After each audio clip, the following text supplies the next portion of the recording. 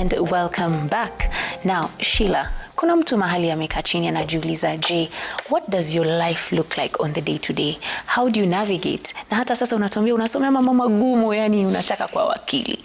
Umefika aje hapo? How do you just go about your day to day, both in your personal life na shuleni pale?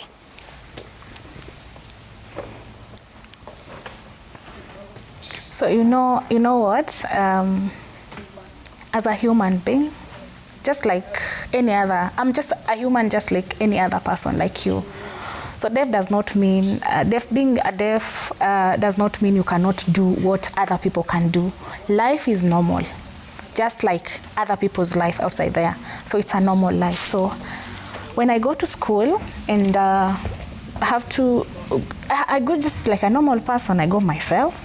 I go get into class. I look for what I need. So the most important thing that I need in class is an interpreter. So, and that is how I am learning now, because I cannot hear, yes. So my eyes are just gestures, watching an interpreter. So I have to have an interpreter in my life, in my class. So, but in normal life, I live alone. I don't live with a person. So I have experience in my just living alone, and of course my sister also taught me how to live, to be independent. So when I have an emergency, I must maybe I have a number of a close friend to whom I can contact when I need something. So I also stay next to interpreter. My father and my parents are far. So if anything happens, then I can call my interpreter to come and help me. If maybe have another challenge, I can also call my father and my sisters, my brothers, they all stay in Nairobi, so they can always help me navigate. So any other thing I do normally, I can interact with people. Yes, I also have feelings like any other people. Yeah, so deaf people, we live like any other person outside there. But one thing, one challenge is in study is we have challenges in learning, because it has been hard to get the inclusive environment, because finding interpreters all over has been a challenge. So it's a barrier. Communication is a barrier. So sometimes we need to advocate so much to make sure that we get deaf to study through getting them sign language interpreters. Okay. Now, Collins, you're in the medical field. You have to talk to patients. Lazima uwasiliane nao. How do you navigate that? And what are some of the challenges that you face in pursuing your course?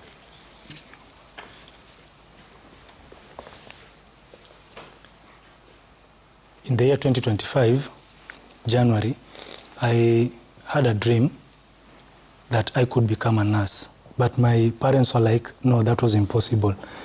Then I had to find an interpreter, and I had to advocate, because I initially studied ICT and networks, but that was not satisfactory for me. So I had to really advocate for this, and then I initially enrolled. And in that institution, they asked me, now they were surprised because I was a deaf person. So they asked me how I was going to navigate this course. But I told them that I was going to navigate through the use of a sign language interpreter. So I never gave up, and I found the school, Itiba College. I went there and discussed with the managers and the directors. So initially they were not welcoming that idea, because they were wondering, as a deaf person, was it really possible for me to be in this field? But now I had to really advocate, and through the help of an interpreter, who I'm always together with, they accepted, and I went on with my studies. So I began my studies. I went on learning through the help of an interpreter. So sometimes the interpreter had to be left aside, so that the teachers can be able to assess whether I'm learning or not. So I was examined. During the exams, the interpreter usually stays aside. So I passed my exams, and that really made me happy. So in the month of September, I now began my attachment. I initially had dreadlocks. So when I went into the hospital, St. Francis Community Hospital, I went into the nursing hospital first. I mean, the Department of Nursing. So when they saw me, they saw that it was really unprofessional having dreadlocks. So they asked me to go and shave because the rules of the hospital did not allow that. So I accepted that because they also told me that I really looked so handsome without those dreadlocks. So I went into the hospital. After they accepted me, I went into the antenatal clinic, all those departments to see how it goes by during my attachment. In the morning, I come to work at around 8. Then some people are really surprised in the hospital that as a deaf person, how comes I'm a deaf nurse? So when I go into the antenatal clinic, they try speaking to me, but I tell them that I cannot be able to hear, but I hand them a notebook and we write back and forth. If there's anything that is too difficult, they talk to my bosses or my supervisors, and they can be able to facilitate in communication. So sometimes when an expectant lady needs assistance, they can be able to speak, but I can be able to read their lips, because they can sometimes be telling me that maybe they're feeling some sort of pain. So I can be able to do the basic tests, like those basic tests, like taking the blood tests, or maybe even the blood pressure tests, and those kinds of simple tests. As per now, I can be able to do that and record. So after that, I also have been having the opportunity of visiting all these other departments, interacting with patients, and they ask me sometimes, am I able to hear even a little bit? And I tell them, yes, I can be able to hear a little bit. So sometimes we use gestures, and I can be able to understand. When they write to me what they need, I bring it to the doctors, and the doctors can be able to assist. So this has been really helpful. Some of them know sign language, the simple signs like good morning, good evening, such kinds of signs, and I can be able to teach them, like, this is the sign for doctor, this is the sign for nurse, and we can be able to interact in our day-to-day work. So when I began my attachment up to date, I don't use my interpreter. I have built my confidence, and so far so good. Thank you so much. The medical fraternity will definitely be blessed to have you on board. Now, Richard, tuna swali tumeulizwa kuhusu hearing from Darius. Anasema, ukishapata diagnosis, is it possible to hear later on? And a couple of other questions. Anasema, my dad is old and is losing his hearing ability. He was diagnosed and was put on a hearing aid that goes off after some time. So he has to come to Nairobi to have it switched on every so often. Is this the only way, or can he have a hearing aid that does not go off? Also, advice where I can get an in-ear hearing aid for an affordable amount. Mwingine anasema amekuwa diagnosed na sensory neural hearing loss and has been advised on hearing aids and wonders where they can get this. Thank you very much, and thank you for those questions. They are very important, and especially the parent was asked on behalf of the child. I'm sure he must have asked for millions and millions of parents that question. Now, what happens is that when a child is diagnosed with a hearing problem, is that it has to be classified, whether it's mild, moderate to severe, or a case we say it's profound. That's where the patient cannot be able to hear any sound at all. Now, from those classification, there's a way to look at it. Now, what he does is that whether the child will hear later on. Now, without intervention, that's not possible, and especially if the case is sensory neural hearing problem. I've had these myths which are not true. I mean, it's incorrect to think so, that a child is diagnosed with a hearing problem and maybe after 10 years or so, he'll talk or she'll talk. Yes. That is wrong. It never happened like that.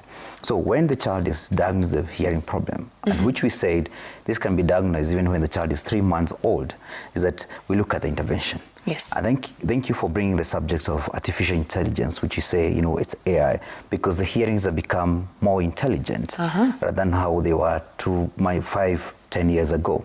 So, and they have become small and very intelligent, especially we are looking at the case to address for mild, moderately severe, or even severe.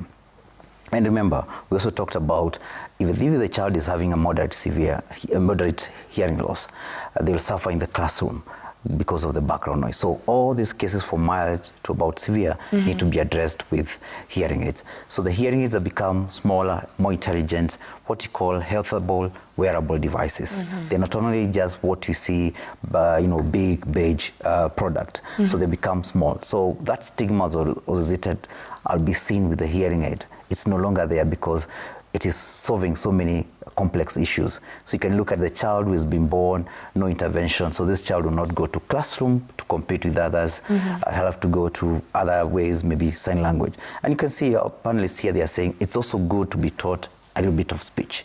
So if the child is looked in a way that they ever got a mild, moderate hearing loss or even severe, let them have the hearing aids, which are more of complex devices nowadays, intelligent devices.